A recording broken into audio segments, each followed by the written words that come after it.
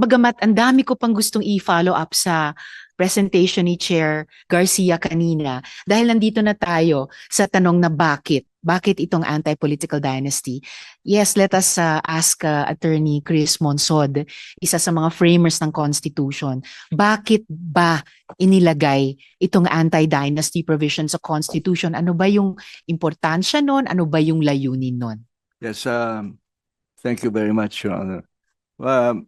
Maybe I should give you a background of what happened during the Constitutional Commission.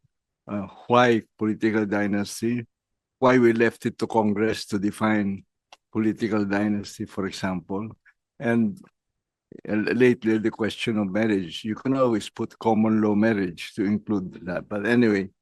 Salamat, Attorney. Just to interject. In fact, that was one of my questions to Chair George na follow-up. Pero salamat for mentioning that. I was going to ask, what about common law partners? So, salamat po. Please proceed. Well, let me give you the context or history of this. The prohibition on political justice is a social justice issue. During the deliberations, mostly on September 24, 1986, I asked that the prohibition be deleted on the ground that it is anti-democratic to disqualify from being voted upon an otherwise competent and honest candidate who happens to belong to a dynasty, thereby depriving the country of his or her services. Other commissioners said that dynasties are the result and not the cause of an unjust social order, and given the new spirit of solidarity of social reform from EDSA, we should trust the people to make the right choices who deserve to be voted into public office. Moreover, it should be enough to guarantee, and I quote, equal access to opportunities for public service, period, without dynasties. My motion was voted down by a vote of 17 to 18. But because there was a question on the procedure in voting, the session was suspended before my motion for reconsideration was put to a vote. During the informal discussions, several of my co-framers came to me, and a consensus developed among us. One, the exclusionary effect on a dynastic person is less than the exclusionary effect on many candidates who are poor or from humble backgrounds who do not have a chance against entrenched political power. Number two, the provision would complement and close a loophole in the term limits of elected officials.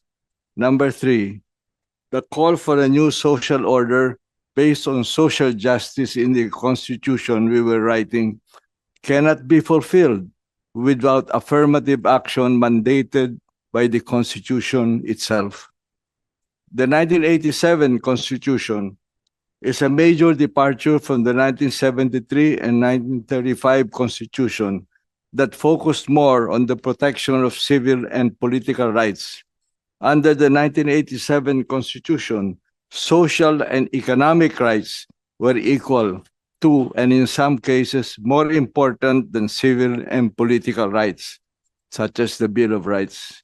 Thus, the inclusion of an unprecedented separate and new article on social justice, Article 13, and the appearance of social justice provisions in other articles of the Basic Law, such as Article 12 on the national economy, Section 6, quote, subject to the duty of the state to promote distributive justice and to intervene when the common good so requires.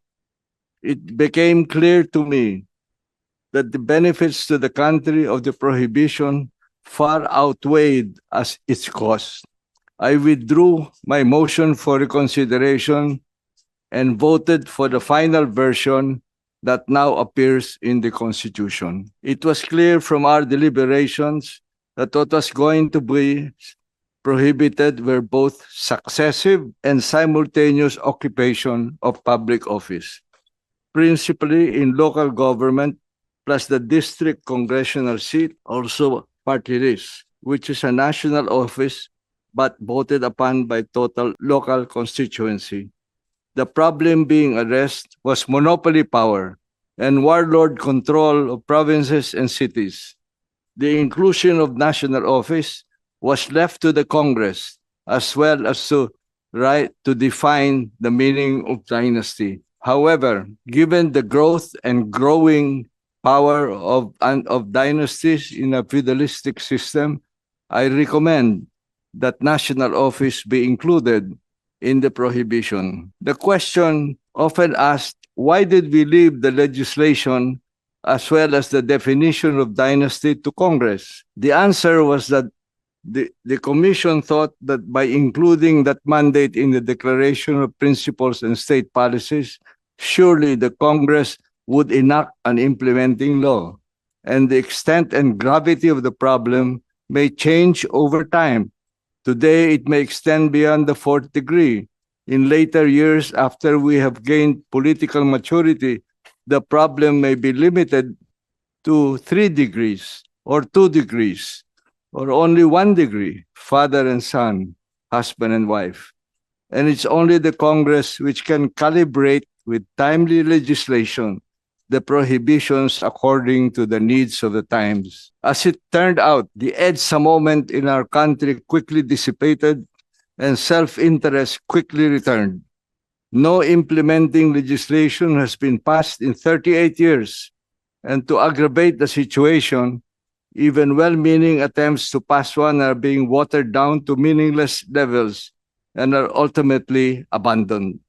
To top it all, the same arguments are still being advanced that have been disproven by the clear evidence of history that the term limits are being brazenly circumvented. The dynasty problem is entrenched more deeply in the feudalism of our society. This is manifested in a vicious cycle of power, corruption, money politics, in some places, private armies, social legislation with loopholes. For example, Hacienda Luisita distributed shares of stock instead of land. Fortunately, we won the case in the Supreme Court. The implementation of programs that defer to the rich and the powerful, and decisions by the Supreme Court that ignore the broader concept of social justice under the 1987 Constitution. There is something very wrong going on in our country today. And the road back to the promise of EDSA and the vision of the Constitution to fulfill it is going to be very difficult indeed. If a meaningful nail in the cup, it will just be another nail in the coffin of the Constitution, which is supposed to be our most powerful weapon against injustice and for human development of our peoples, but which largely unimplemented. Not only that, there are even attempts to amend its economic and education provisions to serve foreign interests and in the process open the door to new opportunities for transactional legislation. Thank you.